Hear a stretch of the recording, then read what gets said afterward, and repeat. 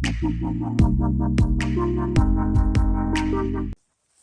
Rangbak Kajela Ukonrat Sangma mentakasngi kasau terik ujemang Arhajar Arpusau ulalet jurip ya katelong kabadan hakawa jasai haringkat kajingnya senran langkihe officer Jongkatanat PHE Urban Affairs bat Meghalaya Basin Development Authority kani kajing let jurip jong Menteri Rangbak lembat kihe officer ya kate katelong kalong namar kajing kerdu hakajela barok kawai Menteri Rangbak ula kentu ye kipat ba nong shong shnong bakin ken shaw ya ka halaki jong ki ying bat ula ongru ba ka sarkar kan sya ya ka jing ti mau ne ti siap hajan kita long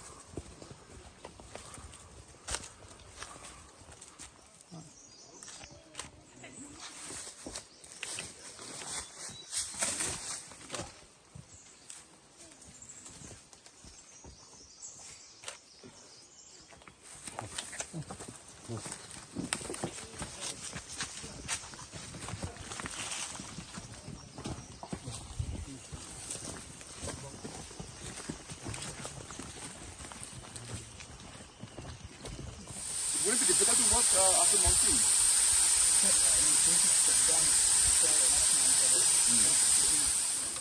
This is the overall bigger micro watershed.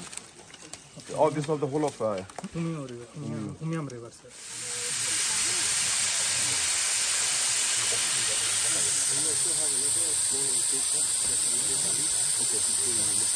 That also will be... As we all are aware that Shillong and most of the part of the state is reeling under tremendous water shortage, and we're aware that there are many factors leading to that, and climate change and other factors and the weather conditions do play a major role in the entire situation that we're facing. But there are many things that we can do to ensure that we can minimize the difficulties that people are facing and manage the water source in a better manner.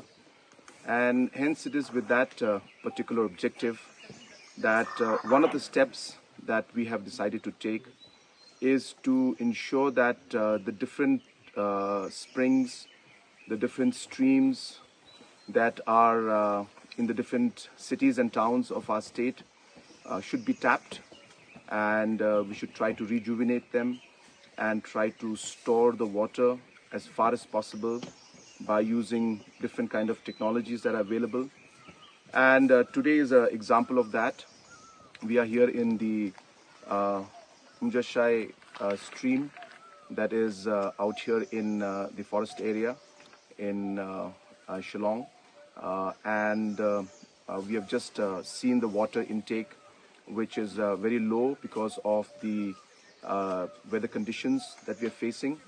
But in the last 1.5 years, the different departments have been studying and working on how we could rejuvenate and improve the overall storage of these streams. So this is just one example.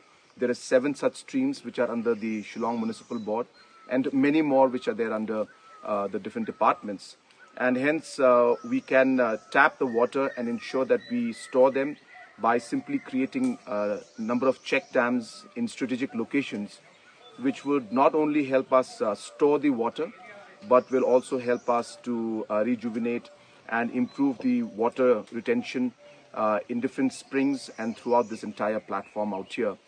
And that would help the overall water conditions. So these are interventions like these, and today I've been joined by officials from the Shillong Municipal Board, the PHE, the MBMA, the Pollution Board, and all of us are here to see how we could take steps to improve that.